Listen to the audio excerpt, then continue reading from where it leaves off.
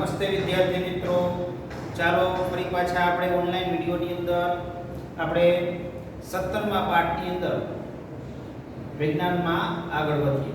હવે આપણને ખૂબ ખ્યાલ છે કે 17મા પાઠની અંદર એટલે કે તારાઓ અને સૂર્યમંડળની અંદર આપણે લાસ્ટ વિડીયોમાં નક્ષત્રો વિશે વાત કરી. આપણે 3 નક્ષત્રો વિશે વિગતવાર ચર્ચા કરી. તમને બધાને ખ્યાલ જ હશે ક્યાં ક્યાં આપણે નક્ષત્રો જોઈ ગયા. સપ્તર્ષિ, મૃગશીર્ષ, શર્મિષ્ઠા અને ચોથા નક્ષત્ર વિશે માત્ર આપણે આકૃતિ અને નામ જોયું. કયું હતું? મઘા. એ સિવાયના જે 3 છે એ આપણે વિગતવાર આકૃતિ સાથે એની સમજૂતી જોઈ હતી. સપ્તર્ષિ, મૃગશીર્ષ અને શર્મિષ્ઠા. ત્યાર પછી આપણે આજના વિડીયોની અંદર સૂર્યમંડળ વિશે વાત કરવાના છે કે સૂર્યમંડળ શું છે, સૂર્યમંડળમાં કોનો સમાવેશ થાય છે. તો આપણને ખ્યાલ જ છે કે સૂર્યમંડળની અંદર સૂર્યનો તો સમાવેશ થાય જ, સાથે સાથે અમુક એવા પદાર્થો છે કે જે સૂર્યની આજુબાજુ જે ભ્રમણ કરતા દરેક પદાર્થો છે, આકાશી પદાર્થો, જેનો સૂર્યમંડળની અંદર સમાવેશ કરવામાં આવે છે. આપણે વ્યાખ્યા આપણે કેવી કે સૂર્યમંડળ કોને કહે છે? તો સૂર્ય અને તેની આજુબાજુ ભ્રમણ કરતા દરેક આકાશી પદાર્થોથી સૂર્યમંડળ બને છે. બરાબર? માની લો કે આપણને ખ્યાલ છે પૃથ્વી છે તો સૂર્યની આસપાસ ફરે છે. તો પૃથ્વી, આપણે પૃથ્વી ઉપર રહીએ છીએ તો પૃથ્વી છે એ સૂર્યમંડળનો સભ્ય કહી શકાય. બરાબર છે? અને આપણને એ પણ ખ્યાલ છે પૃથ્વી છે એ ગ્રહ છે. તો પૃથ્વી સિવાયના જે 7 ગ્રહો છે એ પણ સૂર્યમંડળના સભ્યો કહેવામાં આવે છે. આ ઉપરાંત ગ્રહો તો જોયા, ગ્રહો, ઉપગ્રહો, લઘુગ્રહો, ધૂમકેતુ, ઉલ્કાઓ, તો આ બધા પણ સૂર્યની આસપાસ ભ્રમણ કરે છે. તો આ પણ સૂર્યમંડળના સભ્યો કહી શકાય. બરાબર? હવે જો એમાં આપણે વાત કરીએ તો કે આપણે પૃથ્વીની વાત કરી કે પૃથ્વી છે એ માની લો કે સૂર્યની આસપાસ ફરે છે. પૃથ્વી છે એ ગ્રહ છે જે સૂર્યની આસપાસ ફરે છે, જે સૂર્યમંડળનો સભ્ય છે. બરાબર? અને એ સિવાયના પણ આપણે કીધું કે પૃથ્વી સિવાયના 7 ગ્રહો છે. તો સૂર્યમંડળની આપણે જે સૂર્યથી જો અંતરે આપણે ક્રમમાં ગ્રહોનો ક્રમ જોઈએ તો કયો કહી શકાય?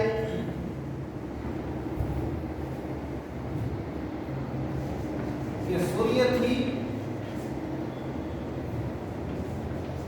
ક્રમિક અંતરે આવેલા ગ્રહો. તો જોઈએ તો સૌથી પહેલો ગ્રહ છે સૂર્યથી નજીકનો ગ્રહ બુધ, ત્યાર પછી શુક્ર, ત્યાર પછી પૃથ્વી, મંગળ, ગુરુ, શનિ, યુરેનસ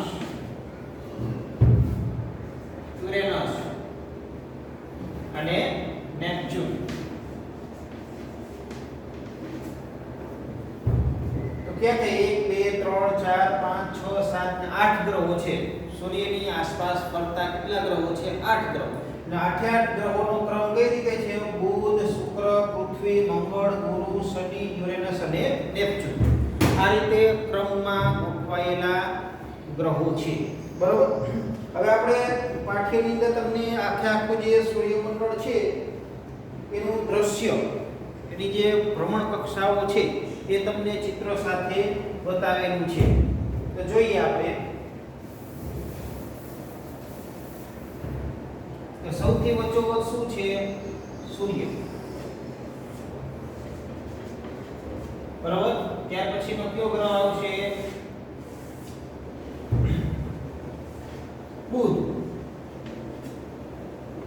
આપણને ખ્યાલ છે તે રીતે ભ્રમણ કરે છે, પશ્ચિમથી પૂર્વ દિશામાં બધા ગ્રહો છે એ ભ્રમણ કરે છે. ત્યાર પછી આવશે શુક્ર, આ સૌથી નાનો ગ્રહ શુક્ર. ત્યાર પછી પૃથ્વી, ત્યાર પછી મંગળ,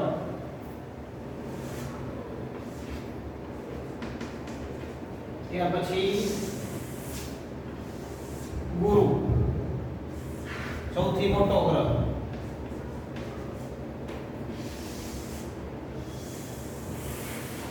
પછી શનિ, શનિની ફરતે શું આવેલું છે? વલય આવેલા છે. જો તમને પાઠ્યમાં પણ આપેલું છે, શનિની ગ્રહની ફરતે શું આવેલા છે? વલય આવેલા છે.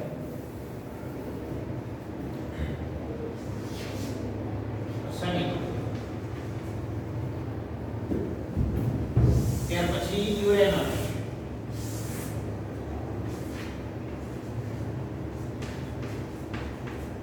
ત્યાર પછી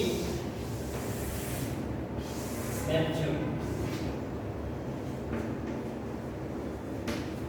આ રીતે સૂર્યમંડળ આખે આખો આ રીતે એની રચના છે, બરોબર. અને બધા ગ્રહો આપણે ક્રમમાં ગોઠવાયેલા છે, પણ એના ચોક્કસ અંતરે આવેલા છે, બરોબર. અહીં આપણે આખે આખો આકૃતિમાં જે કંઈ પણ એની ગોઠવણી છે એ આપણે ગોઠવણી કરેલી છે. બધા જે કંઈ પણ ગ્રહો છે સૂર્યથી જે કંઈ પણ એના નિશ્ચિત અંતરે પોતાની કક્ષાની અંદર ભ્રમણ કરે છે, બરોબર. ત્યાર પછી તમને ખ્યાલ આવે કે પહેલા તો માની લો કે સૂર્યમંડળની અંદર 9 ગ્રહો કેટલા 2006 સુધી. અત્યારે આપણે સૂર્યમંડળના આપણે 8 ગ્રહોનો સમાવેશ કરવામાં આવે છે. તો જ્યારે 2006 ની અંદર જ્યારે આપણે 9મા ગ્રહ તરીકે કેને લેતા? પ્લુટો.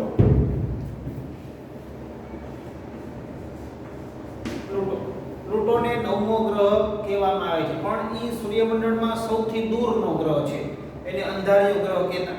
પછી 2006 માં નવી વ્યાખ્યા ગ્રહની આપવામાં આવી, જે ઇન્ટરનેશનલ એસ્ટ્રોનોમિકલ યુનિયન, બરોબર, તમને આપેલું છે IAU, એ સંસ્થા દ્વારા ગ્રહોની નવી વ્યાખ્યા આપવામાં આવી, જેની અંદર 9મો ગ્રહ જે પ્લુટો હતો એનો સમાવેશ કરવામાં આવ્યો નહોતો. ત્યાર પછી સૂર્યમંડળની અંદર 8 ગ્રહોનો સમાવેશ જ કરવામાં આવે છે, બરોબર. ત્યાર પછી તે પ્લુટો ગ્રહ છે નવી વ્યાખ્યા પ્રમાણે બંધ બેસતો નથી, જેથી કરી સૂર્યમંડળના અત્યારે આપણે હાલમાં કેટલા ગ્રહો ગણવામાં આવે છે? 8 ગ્રહો ગણવામાં આવે છે. તો અહીં આપણે સૂર્યમંડળ વિશે વાત કરી અને એના અવકાશી પદાર્થો વિશેની અંદર આપણે ગ્રહો વિશે જોયું. ત્યાર પછી આપણે ક્રમમાં જોતા જઈએ, સૂર્યમંડળના દરેક સભ્યોનો વિગતવાર અભ્યાસ કરીએ. એમાં સૌથી પહેલા આપણને સૂર્ય વિશે વિગતવાર સમજાવેલું છે, બરોબર. સૂર્યમંડળનો સૂર્યમંડળની સૌથી પહેલા સૂર્યનો સમાવેશ થાય, તો સૂર્ય વિશે આપણે વાત કરીએ તો આપણને ખ્યાલ છે કે સૂર્ય એ શું છે? એક તારો છે. સૂર્ય શું છે? એક તારો છે. આપણે આપણી સૌથી નજીકનો તારો કેવો હોય તો આપણને ખ્યાલ છે કે સૂર્ય છે. ત્યાર પછી બીજા નંબરનો તારા વિશે પણ આપણને ખ્યાલ છે, જે આપણે ભણી ગયા, આલ્ફા સેન્ટોરી. પણ જે આપણી નજીકનો જે તારો કેવો હોય તો તે સૂર્ય છે, બરોબર. એટલે તે સતત ઉષ્મા અને પ્રકાશનું ઉત્સર્જન કરે છે. ઉષ્મા એટલે ગરમી, પ્રકાશ એટલે અજવાળું. આપણને ખ્યાલ છે કે સૂર્યમાંથી આપણને સતત ઉષ્મા અને પ્રકાશ મળે છે, બરોબર. અને આપણે આપણી પૃથ્વી ઉપર એટલે કે આપણે જે કંઈ પણ સૃષ્ટિમાં જેટલા માની લો કે સૂર્યની આસપાસ જે ગ્રહો છે, બધા ગ્રહોમાં જો મુખ્ય સ્ત્રોત હોય ઉર્જા અને પ્રકાશ માટેનો તે સૂર્ય છે. આપણને ખબર છે પૃથ્વી ઉપર સૌથી મોટો ઉર્જાનો સ્ત્રોત કયો છે? સૂર્ય છે. સૂર્યમાંથી જ આપણને બધી ઉર્જા અને શક્તિ મળે છે. તો સારામાં સારી ઉર્જાનો સ્ત્રોત કેવો હોય તો સૂર્ય છે, જેની અંદર ઉષ્મા અને પ્રકાશનું સતત ઉત્સર્જન થયા કરે છે, બરાબર. આ સૂર્ય વિશે સમજૂતી છે. ત્યાર પછી વાત કરીએ તો આપણે ગ્રહો વિશે વાત કરીએ, બરાબર. હવે તમને એમ થાય કે ગ્રહો પણ છે, આ માની લો કે આપણે જે કંઈ બધા ગ્રહો દર્શાવેલા છે, ગ્રહો પણ તમને તારાઓ જેવા જ દેખાય. તો હકીકતમાં ગ્રહો છે એ તારાઓ નથી, બરોબર છે. હવે એનો સૌથી મોટો આપણે તફાવત સરખામણી કરવી હોય તો આપણને ખ્યાલ છે કે તારાઓ છે એ ઝબૂકે છે, જ્યારે ગ્રહો છે એ ઝબૂકતા નથી. સૌથી મોટી જોઈને સરખામણી આ રીતે આપણે કરી શકીએ કે સૂર્ય જે ગ્રહો છે એ ઝબૂકતા નથી, જ્યારે તારાઓ છે એ ઝબૂકે છે. ત્યાર પછી વાત કરીએ તો કે જે કાંઈ પણ ગ્રહો છે સૂર્યની આસપાસ નિશ્ચિત માર્ગો પર પરિક્રમણ કરે છે, બરાબર. તારાઓની સાપેક્ષે તારાઓ તો હકીકતમાં એક જ જગ્યાએ છે, પણ જે કંઈ પણ આપણે ગ્રહો છે એ એક સ્થાનેથી બીજા સ્થાને જે કંઈ પણ સૂર્યની આસપાસ પરિક્રમણ કરે છે એના કારણે આપણને તારાઓ છે એ એક જગ્યાએથી બીજી જગ્યાએ જતા હોય એવું લાગે છે. હકીકતમાં તે પોતાનું સ્થાન બદલતા હોતા નથી. બરોબર. પણ જે ગ્રહો છે એ સૂર્યની આસપાસ નિશ્ચિત પોતાની કક્ષા ઉપર પરિક્રમણ કરે છે, જેને પરિભ્રમણ કક્ષા કહેવામાં આવે છે. ત્યાર પછી આગળ વાત કરીએ તો કે જે કાંઈ પણ માની લો કે સૂર્યથી ગ્રહનું અંતર વધે, માની લો કે સૂર્ય છે, સૂર્યથી આ જેમ જેમ ગ્રહો એટલે બુધ, શુક્ર, પૃથ્વી, મંગળ, ગુરુ, શનિ ગ્રહોનું જેમ જેમ અંતર વધતું જાય છે એનો પરિક્રમણ ગાળો છે વધતો જાય. માની લો કે સૂર્ય છે, બરાબર, તો બુધ છે એનો પરિક્રમણ ગાળો સાવ ઓછો હોય, સાવ નજીકનો ગ્રહ છે. ત્યાર પછી શુક્ર છે તો શુક્રનો જે સૂર્યની આસપાસનો જે ભ્રમણ ગાળો છે એ મોટો હોય. એમ ધીમે ધીમે જે કંઈ પણ અંતર જેમ જેમ વધતું જશે ગ્રહનું એમ એનો પરિક્રમણ ગાળો પણ કેવો થશે? વધતો જશે. બરોબર.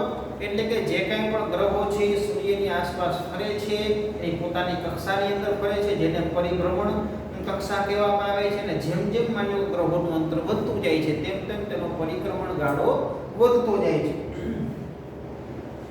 ત્યાર પછી વાત કરે છે કે માની લો કે સૂર્યની આસપાસ જે કંઈ પણ માની લો કે ગ્રહો ફરે છે એ શું ક્યારે એકબીજા સાથે અથડાતા હશે? તો એ એકબીજા સાથે અથડાતા નથી. બરોબર. હવે તમને એક પ્રવૃત્તિ આપેલી છે પાઠ્યની અંદર. માની લો કે સૂર્યમંડળ દોરેલું છે, આપણે એને પ્રવૃત્તિ તરીકે લઈએ. હવે આપણે 4-5 મિત્રોને બોલાવીએ. હવે એક મિત્રને આપણે વચ્ચોવચ્ચ ઊભો રાખીએ. સૂર્ય નામ આપી દઈએ. ત્યાર પછી એને આપણે અલગ અલગ ત્રિજ્યાવાળા વર્તુળ દોરીએ. માની લો કે અહીં વર્તુળ આપણે દોરેલા છે. હવે બુધ, શુક્ર, પૃથ્વી, મંગળ આ જે કંઈ પણ વર્તુળો છે અલગ અલગ ત્રિજ્યાએ દોરેલા છે. એ બધી ત્રિજ્યા ઉપર જે કંઈ પણ આપણે અલગ અલગ મિત્રને ઊભો રાખી દઈએ. એનું નામ આપી દઈએ બુધ, શુક્ર, પૃથ્વી, મંગળ. બરોબર. આ રીતે હવે આપણે જે કંઈ પણ સૂર્ય તો સ્થિર જ છે, પછી એના કાંટાને માની લો કે આપણે ઘડિયાળના કાંટાની વિરુદ્ધ દિશામાં બધા મિત્રોને આપણે ગતિ કરવાનું કહીએ. તો બધા પોતપોતાના ત્રિજ્યાવાળા વર્તુળની અંદર પરિભ્રમણ કરશે. તો શું એ બધા મિત્રો શું એકબીજા સાથે અથડાશે? એટલે કે આ મિત્ર છે આ રીતે ગતિ કરશે, આ મિત્ર આ રીતે ગતિ કરશે પોતાના પરિપથ ઉપર, આ રીતે પોતાના દરેક પોતાના ગતિપથ ઉપર પરિભ્રમણ કરે છે. તો એવું ક્યારેય નહીં બને કે એકબીજા મિત્રો છે એકબીજા સાથે અથડાશે. તો આ રીતે પણ જ્યારે માની લો કે ગ્રહો છે પોતાના ગતિપથ ઉપર જ્યારે પરિભ્રમણ કરે છે ત્યારે ક્યારેય એવું બનતું નથી કે એકબીજા ગ્રહો છે એકબીજા સાથે અથડાય છે. સમજાઈ ગયું? પણ ત્યાર પછી આપણે જો વાત કરીએ તો જે કાંઈ પણ સૂર્યની આસપાસ જે ગ્રહો છે પરિક્રમણ કરે છે, સાથે સાથે ગ્રહો છે એ પોતાની ધરી ઉપર પણ પરિભ્રમણ કરે છે. જે કંઈ પણ ગ્રહો છે એ પોતાની ધરી ઉપર પણ પરિભ્રમણ કરે છે. ભમરડાની માફક તમને ભમરડાનું ચિત્ર આપેલું, ભમરડો છે એ પોતાની ધરી ઉપર પરિભ્રમણ કરે છે. તો આ રીતે સૂર્યની આસપાસ ફરતા જે ગ્રહો છે એ પણ પોતાની ધરી ઉપર પરિભ્રમણ એટલે અથવા તો આપણે ધરી ભ્રમણ કહેવાય અથવા તો ભ્રમણ તો કહી શકાય, ધરી ભ્રમણ કરે છે પોતાની કક્ષાઓ, પોતાની ધરી ઉપર. જે પોતાની કક્ષાની અંદર મતલબ ગતિપથ ઉપર પરિભ્રમણ કરતા હોય તો એને પરિક્રમણ કહેવાય પોતાની કક્ષાની અંદર. તો જ્યારે પોતાની ધરી ઉપર જ્યારે ભ્રમણ કરતા હોય ત્યારે એને ધરી ભ્રમણ કહેવામાં આવે છે. તો ત્યાર પછી આગળ વાત કરીએ. હવે જે કંઈ પણ માની લો કે આ ગ્રહો ફરે છે પોતાની ધરી ઉપર ભ્રમણ કરે છે ત્યારે એની સાથે એની આસપાસ જે કંઈ પણ પદાર્થો છે એ પણ પરિભ્રમણ કરતા હોય છે. તો એને શું કહેવામાં આવે છે? ગ્રહો કહેવામાં આવે છે. જ્યારે ગ્રહો જે કંઈ પણ સૂર્યની આસપાસ પરિભ્રમણ કરતા ગ્રહો છે, જ્યારે ગ્રહોની આસપાસ જે કંઈ પણ પદાર્થ ફરે છે એને ઉપગ્રહો કહેવામાં આવે છે. તમને મનમાં અથવા તો આપણે હકીકતમાં તો શું છે કે જે કંઈ પણ કોઈ પણ પદાર્થ હોય ને એ પદાર્થની આસપાસ જે કંઈ પણ પદાર્થ ફરે છે એને એ પદાર્થનો ઉપગ્રહ કહેવાય. દાખલા તરીકે સૂર્યની આસપાસ બધા ગ્રહો ફરે છે તો ગ્રહોને શું સૂર્યનો ઉપગ્રહ કહી શકાય? કહી શકાય. પણ હકીકતમાં આપણે સૂર્યની આસપાસ ફરતા જે ગ્રહો છે એને આપણે આ પદાર્થો છે એને આપણે ગ્રહો તરીકે નામ આપેલા છે. પણ હકીકતમાં આપણે ઉપગ્રહ કેને ગણીએ છીએ કે ગ્રહની આસપાસ ફરતો જે પદાર્થ છે તેને આપણે ઉપગ્રહ કહેવામાં આવે છે. બરાબર, એટલે કે આપણને ખબર છે પૃથ્વી ગ્રહ છે અને પૃથ્વીની આસપાસ જે પદાર્થ ફરે છે એ ચંદ્ર છે. તો પૃથ્વીનો ઉપગ્રહ ચંદ્ર છે. બરાબર, ખ્યાલ આવી ગયો? ત્યાર પછી જો વાત કરીએ તો કે જે કાંઈ પણ માની લો કે જે ગ્રહોની આસપાસ જે ફરતા જે પદાર્થ છે ને આપણે ઉપગ્રહ કહીએ છીએ. દાખલા તરીકે આપણે પૃથ્વીનો ઉપગ્રહ ચંદ્ર છે અને સાથે સાથે પૃથ્વી ઉપર જે કાંઈ પણ કૃત્રિમ ઉપગ્રહો પણ આવેલા છે જેને માનવ સર્જિત ઉપગ્રહો કહેવામાં આવે છે. માનવીએ પોતાની જાતે બનાવેલા જે પદાર્થો અવકાશમાં છોડેલા છે જેને કૃત્રિમ ઉપગ્રહો કહેવામાં આવે છે. એટલે ખાસ નોંધજો, ઉપગ્રહ કોને કહેવાય? પૃથ્વીનો ઉપગ્રહ કયો છે તો આપણે જોઈએ કે ચંદ્ર છે. ત્યાર પછી કૃત્રિમ ઉપગ્રહ કેને કહેવાય કે જે માનવ દ્વારા જે માનવીએ પોતાની રીતે જે કાંઈ પણ અવકાશની અંદર છોડેલો પદાર્થ છે જેને ઉપગ્રહ કહેવામાં આવે છે. પણ કેવો ઉપગ્રહ? કૃત્રિમ ઉપગ્રહ અથવા તો માનવ સર્જિત ઉપગ્રહ કહેવામાં આવે છે. તો અહીં આપણે સૂર્ય અને ગ્રહો વિશે વાત કરી. ત્યાર પછી ગ્રહોની અંદર આપણે ક્રમ બાય ક્રમ આપણે વિગતવાર જોતા જઈએ. માની લો સૌથી નજીકનો ગ્રહ સૂર્યથી સૌથી નજીકનો ગ્રહ બુધ છે. બુધથી કરીને આપણે છે યુરેનસ, નેપચ્યુન સુધી આપણે વિગતવાર જોશું. બરોબર, આજના વિડીયોમાં આપણે જ્યાં સુધી જઈએ ત્યાં સુધી આપણે જોઈએ કે સૌથી પહેલા આપણે સૂર્યનો સૌથી નજીકનો ગ્રહ બુધ છે. બુધ વિશે આપણે વાત કરીએ. તમને આકૃતિમાં ચિત્ર સાથે પણ આપેલું છે કે બુધ ગ્રહ છે સૂર્યની સૌથી નજીકનો ગ્રહ છે. બરોબર, અને આપણને ખબર હોય તો જે માની લો કે આપણે નજીકથી બુધને જોવાનો પ્રયત્ન કરીએ તો આપણને દેખાતો નથી. શા માટે? કે સૂર્યના પ્રકાશમાં એ આપણને જરા પણ દેખાતો નથી.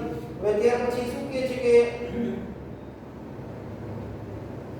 ક્યારે દેખાય છે? કે તે સૂર્યોદય પહેલા અને સૂર્યાસ્ત પછી ક્ષિતિજે દેખાય, એક સીધી રેખામાં દેખાય. ત્યાં સુધી દેખાતો નથી. શા માટે? કે સૂર્યના પ્રકાશના કારણે તે જોવા મળતો નથી.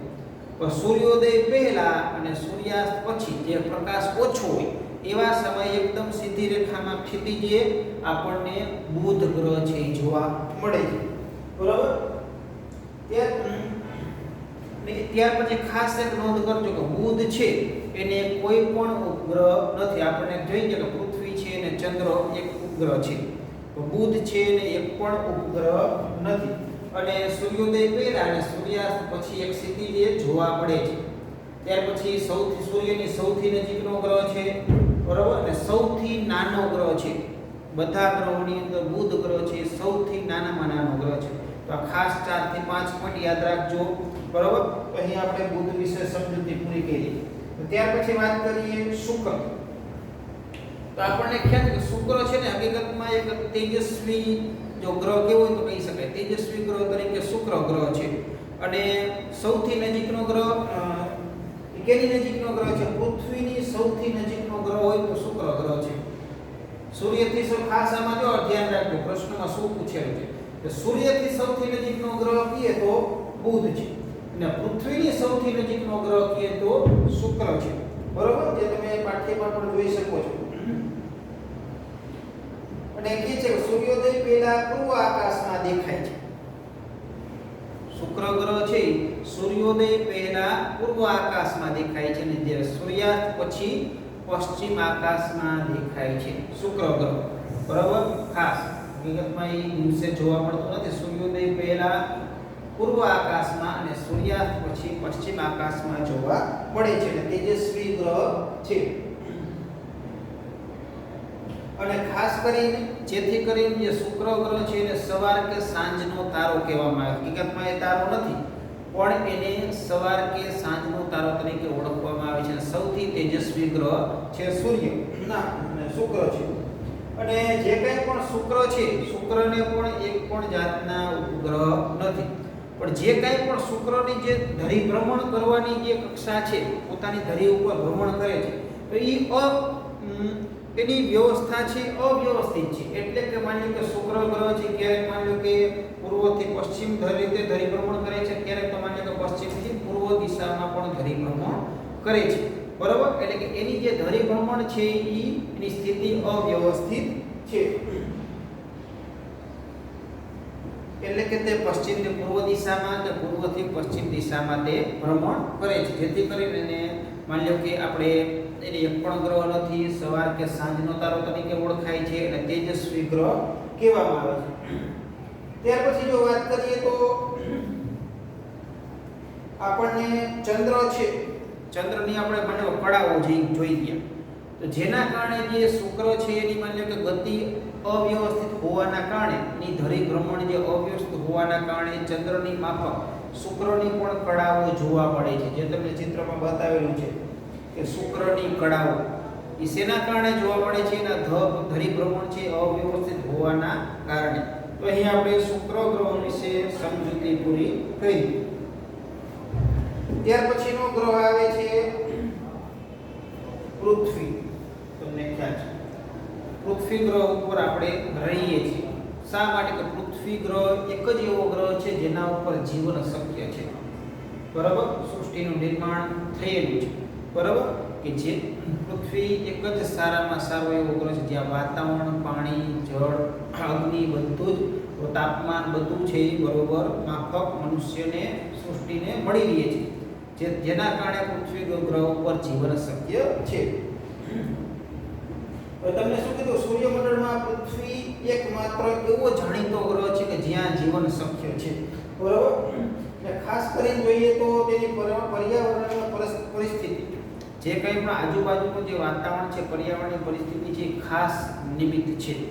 ત્યાંનું જે તાપમાન છે, બરાબર, વાતાવરણ છે, જે કંઈ પણ સજીવ સંપત્તિ છે સૃષ્ટિ, એને બધાને અનુકૂળ છે. બરાબર, સારામાં સારો ગ્રહ કેવો હોય તો કયો છે? પૃથ્વી, જેના ઉપર જીવન શક્ય છે, આખી સૃષ્ટિ ટકી રહેલી છે. ત્યાર પછી જો વાત કરીએ તો જેથી કરીને આપણે એક તો ખાસ કાળજી રાખવી જોઈએ કે પૃથ્વીનું જે કંઈ પણ પૃથ્વી ઉપર જીવન શક્ય છે, જેના કારણે આપણી સૃષ્ટિને કંઈ પણ નુકસાન કે ખલેલ ન પહોંચે એ હેતુથી આપણે આપણા ગ્રહ ઉપર આની ખાસ કાળજી રાખવી જોઈએ. એવું આપણે કંઈ પણ ન કરવું જોઈએ જેથી કરીને આપણે જે કંઈ પણ પર્યાવરણને નુકસાન પહોંચે. બરાબર, ખાસ આપણી એવી જિમ્મેદારી બનવી જોઈએ. બરાબર છે. અને ત્યાર પછી જો વાત કરીએ તો આપણી પૃથ્વી છે એ લીલાશ પડતી ભૂરી દેખાય છે. શા કારણે? ખાસ અંડરલાઈન કરજો. જે કંઈ પણ માની લો કે પૃથ્વી ઉપર જે પાણી વિસ્તાર છે અને જે કંઈ પણ ભૂમિ પ્રદેશ છે, જમીન પ્રદેશ, એના ઉપર જે કંઈ પણ સૂર્યનો પ્રકાશ પડે છે એનું પરાવર્તન થાય છે. એના કારણે જે પૃથ્વી છે અવકાશમાંથી જોતા જે લીલાશ પડતી ભૂરા રંગની દેખાય છે. પરાવર્તનના કારણે સૂર્યનો પ્રકાશ જે પાણી વિસ્તાર ઉપર અને જે કંઈ પણ જમીન વિસ્તાર ઉપર પડે છે એનું પરાવર્તન થાય છે. એના કારણે આપણે અવકાશમાંથી જ્યારે પૃથ્વીનું નિરીક્ષણ કરતા હોય ત્યારે આપણી પૃથ્વી છે લીલાશ પડતી ભૂરા રંગની જોવા મળે છે. ત્યાર પછી આપણે જોઈએ કે જે કાંઈ પણ પૃથ્વી ઉપર આપણને ખબર છે કે ઋતુચક્ર થાય છે, કે શિયાળો, ઉનાળો, ચોમાસું, બરાબર, એ શેના કારણે? તો જે કાંઈ પણ માની કે પૃથ્વી છે એ પોતાની ધરીથી સહેજ ઝૂકેલી છે. જો તમને ચિત્રમાં પણ આપેલું છે, એનું જે કક્ષીય સમતલ અને વિષુવવૃત્તીય સમતલ છે, બરાબર, એનું એકદમ લંબ નથી. એનું જે કક્ષીય સમતલ છે, પૃથ્વી જે પોતાની કક્ષામાં પરિભ્રમણ કરે છે સૂર્યની આસપાસ, અને જે કાંઈ પણ એનું ધરી ભ્રમણ છે, બરાબર, એ જે સમતલ છે એ એકદમ લંબ નથી, 90 અંશના ખૂણે નથી. બરાબર, એટલે જે કંઈ પણ તમે જોઈ શકો પૃથ્વીનું જે કક્ષીય સમતલ અને વિષુવવૃત્તીય સમતલ વચ્ચેનો જે ખૂણો બને છે એ કેટલો છે? 23.6 અંશ. 23.6 અંશના ખૂણે એટલું તે ઝૂકેલી છે. બરાબર, ત્યાર પછી જે કાંઈ પણ પૃથ્વીની ધરી છે, જેની માની લો કે ધરીની આસપાસ જે ફરે છે, બરાબર, પૃથ્વીની જે ધરી છે અને જે કંઈ પણ એનું કક્ષીય સમતલ છે,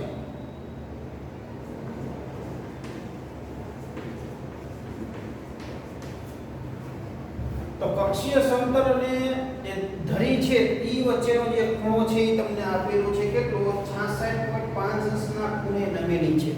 બરાબર, એકદમ માની લો કે જે કંઈ પણ પૃથ્વી ઝૂકેલી છે ધરી છે એથી જે ઝૂકેલી છે એ કેટલા અંશના ખૂણે ઝૂકેલી છે? 66.5 અંશના ખૂણે ઝૂકેલી છે. બરાબર. ને આપણે વિષુવવૃત્તીય સમતલ જોવું હોય તો વિષુવવૃત્તીય સમતલ જે તમને બતાવેલું છે. આ જે આપ્યું છે એ કક્ષીય સમતલ પૃથ્વીનું છે, આ છે વિષુવવૃત્તીય સમતલ. તો આ જે વચ્ચેનો જે ખૂણો છે એ કેટલો છે? 23.6 એ તમને આપેલું છે. 23.5 અંશનો ખૂણો છે ને, એ 23.5 અંશનો ખૂણો બતાવે છે. સોરી, અહીંયા આવશે 5. 23.5 અંશના ખૂણે કક્ષીય સમતલ અને વિષુવવૃત્તીય સમતલ વચ્ચેનો ખૂણો બને છે. અને એની પૃથ્વીની ધરી અને કક્ષીય સમતલ વચ્ચે જે પૃથ્વી ઝૂકેલી છે, કેટલા અંશના ખૂણે ઝૂકેલી છે? 66.5 અંશના ખૂણે ઝૂકેલી છે. બરોબર. આ રીતે જે કંઈ પણ પૃથ્વીના ઝુકાવના કારણે ઋતુ ચક્રમાં ફેરફાર જોવા મળે છે, જેના કારણે ઋતુ સર્જાય છે, શિયાળો, ઉનાળો અને ચોમાસું. બરોબર. તો આ રીતે આપણે પૃથ્વી વિશે પણ આપણે વિગતવાર જોયું. તો આજના વિડીયોની અંદર અહીં આપણે આટલા મને કેટલા ગ્રહો વિશે જોયું? આપણે બુધ, શુક્ર અને પૃથ્વી, 3 ગ્રહો વિશે વિગતવાર વાત કરી અને સૂર્ય અને ગ્રહો વિશે પણ આપણે વાત કરી અને છેલ્લે શરૂઆતમાં સૂર્યમંડળ વિશે પણ આપણે વાત કરી.